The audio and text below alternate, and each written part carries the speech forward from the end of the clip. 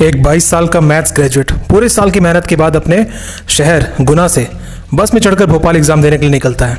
SSC के exam की तैयारी के लिए उसने 1 साल ड्रॉप ले रखा हुआ है।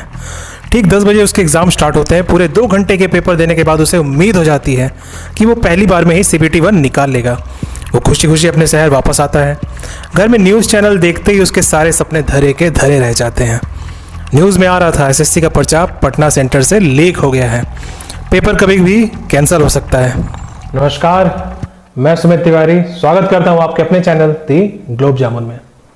सरकारी नौकरियों में धांधली की अपनी ही प्रतिष्ठा, परंपरा और अनुशासन रहा है। हाल ही में आर्मी के जनरल ड्यूटी पर्सनल एग्जाम को ही ले लीजिए, जहां 5 लेफ्टिनेंट कर्नल रैंक के अधिकारी इस कुकृत्य में लिप्त पाए गए हैं। हर साल भारत में सरकारी नौकरी के लिए 3 से 4 करोड़ आवेदन आते हैं। रेलवे जैसे एग्जाम में तो अकेले ही 2 करोड़ आवेदन आ जाते हैं। जहां सरकारी एग्जाम की तैयारी करने वाले छात्रों की संख्या दिन ब दिन बढ़ते जा रही है, वहीं उनसे उम्मीद लगाए परिवार के सदस्य भी करोड़ों में हैं। ज्यादातर ये उम्मीदवार मध्यम वर्ग और गरीब परिवार से आते हैं। न्यूनतम सीटों के लिए छात्रों के बीच काफी घमासान होता है।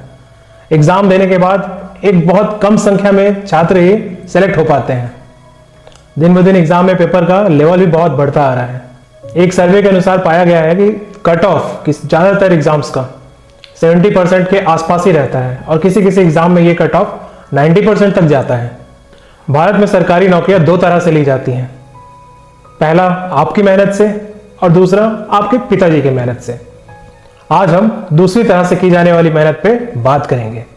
हाल ही में मध्य प्रदेश में अत्यधिक संयोगवश एग्रीकल्चर ऑफिसर एग्जाम के टॉप 10 रैंकर्स एक ही कॉलेज से थे। उन्होंने गलती भी एक जैसी की थी और इसमें भी सबसे बड़ा संयोग था कि सबके मार्क्स भी एक जैसे थे। ऐसा तो तभी होता है जब पेपर के आंसर और क्वेश्चंस पहले से बांट दिए गए हों। हालांकि ये जांच का विषय है, पर हाँ, ये वही मध्य प्रदेश है जहां 2013 में 13 विभिन्न परीक्षाओं में दबा के हुई थी धांधली, और उसका जब उजागर हुआ तो उस कांड में कई लोगों की रहस्यमय मृत्यु हुई, कुछ जेल चले गए और कुछ आज भी सक्रिय हैं। यह था व्यापम घोटाला। इतनी बदनामी के बाद भी 7 वर्षों में मध्य प्रदेश में कुछ नहीं बदला। अगर मध्य प्रदेश का हाल देख के आपको खुशी हो रही है और ऐसा लगे कि आपका राज्य सुरक्षित है, तो हाल ही में हुई छत्तीसगढ़ में विभिन्न PSC परीक्षाओं में वहां के छात्रों ने संदेह जताया है और छात्र उग्र प्रदर्शन करने को भी तैयार है। राजस्थान में हाल ही में हुए NRHM भर्ती घोटाले में जहां रातों रात 2500 कम्युनिटी हेल्थ वर्कर की वैकेंसी निकाल दी गई, और वो भी बिना किसी को सूचना दिए हुए। उत्तर प्रदेश की बात की जाए तो वहां घोटालों में एग्जाम्स होते हैं। हाल ही में सहायक शिक्षा भर्ती घोटाला हुआ, जहां टॉपर धर्मेंद्र पटेल को राष्ट्रपति का नाम तक नहीं पता था और इस टॉपर ने 142 नंबर स्कोर किए 150 में। बिहार की क्या ही बात की जाए, वहां के तो SSC चेयरमैन 87 बैच के IAS ऑफिसर भी फर्जीवाड़े में जेल जा चुके हैं, वो भी 2 बार। महाराष्ट्र में तो हाल ही में शिक्षक भर्ती घोटाला हुआ और इसके पहले पोस्टमैन भर्ती घोटाला भी हो चुका है। वहीं सबसे शिक्षित राज्य की बात की जाए केरल की, तो वहां बेवको और KTPC के रिक्रूटमेंट में होने वाली धांधली में काफी हो हल्ला मच चुका है। एक आकलन के अनुसार सेंट्रल गवर्नमेंट की 20% और राज्य सरकारों की 60% सीटों का चुनाव एग्जाम से पहले ही हो जाता है। मतलब कि कुछ PSU बचते हैं जहां एक एस्पिरेंट्स को फेयर सिलेक्शन की उम्मीद रखनी चाहिए। आइए जानते हैं उन कारणों को जिनकी वजह से ये सब होता है। पहले आता है पैसा। यूपी शिक्षक घोटाला में पकड़े गए अभ्यर्थियों ने कबूल किया है कि उन्होंने 7 से 8 लाख रुपए दिए थे नौकरी के लिए। अगर 70,000 वैकेंसीज में 1000 लोगों की 7 लाख से ये रकम मल्टीप्लाई की जाए तो ये ठहरती है 70 करोड़। तो जैसा हमने पहले ही बताया कि अगर 60% होगा, 60% ना भी ले, अगर इसे हम लेते हैं 10,000 छात्र, 70,000 वैकेंसीज थी तो उसमें 10,000 छात्रों ने भी 7 से 8 लाख रुपए दिए होंगे, तो ये ठहरता है 700 करोड़ का स्कैम। तो पहले नंबर पर इन घोटालों का कारण पैसा ही लगता है, पर साथ ही साथ कई महत्वपूर्ण पदों पर अपने सहयोगियों को चयनित करना, जिसके बाद में उनसे अपना काम निकाला जा सके या भ्रष्ट आचरण के लिए मजबूर किया जा सके, यह भी महत्व रखता है इन स्कैम्स के माध्यम से। आश्चर्य की बात है कि इतने बड़े बड़े स्कैम होते हैं तो इन्हें करवाता कौन है। हाल ही में उड़ीसा के एक मिनिस्टर प्रदीप पाणिग्राही को अरेस्ट किया गया। इन्होंने 120 एस्पिरेंट से 6-6 लाख रुपए लिए थे। जिनका इनके ऊपर आरोप लगाए जा रहे हैं। वहीं बात की जाए असम की, तो junior railway minister Rajendra Gohain और former state minister Sumitra Patel के करीबियों सहित 3 गैजेटेड ऑफिसर, जिनमें से एक कैबिनेट मिनिस्टर के रिश्तेदार हैं, को गिरफ्तार किया गया कैश फॉर जॉब स्कैम के लिए। इस स्कैम में अब तक असम के 21 अधिकारी पकड़े जा चुके हैं।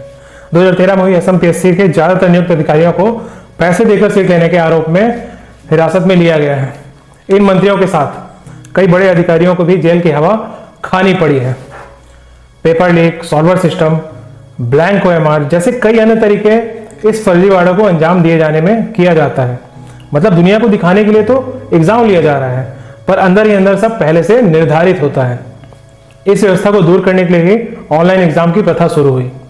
तो एसएससी 2017 के सेकेंड ईयर, जो कि 2018 में हुए थे, सिफी टेक प्राइवेट लिमिटेड के 10 कर्मचारी सहित 17 लोगों को पुलिस ने धर दबोचा। अब इन्होंने किया क्या?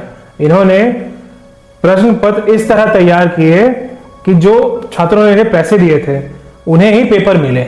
तो इन्होंने दिल्ली से लेकर चेन्नई तक के सेंटर्स में इस तरह की गड़बड़ियां की, जिसके बाद पुलिस ने इन्हें धर दबोचा।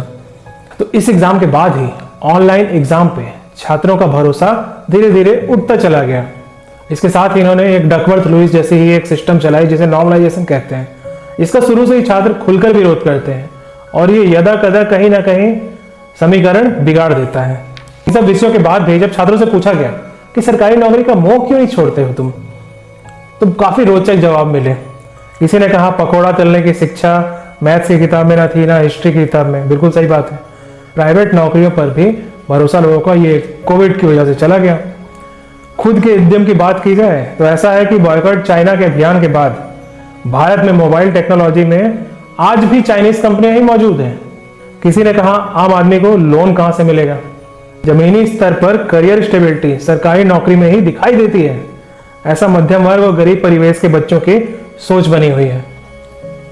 इस फर्जीवाड़े को रोकने के उपाय क्या हो सकते हैं? जिम्मेदार अधिकारियों को तत्काल नौकरी से बर्खास्त किया जाए। वहीं इनमें संलिप्त मंत्रियों को चुनाव लड़ने के अधिकार से वंचित किया जाए। पकड़े जाने पर इन्हें कठोर से कठोर सजा दी जाए, जिसकी वजह से ये दोबारा ऐसा ना करें। अगर आपको ये वीडियो पसंद आता है तो वीडियो को लाइक करें, चैनल को सब्सक्राइब करें, ज्यादा से ज्यादा शेयर करें।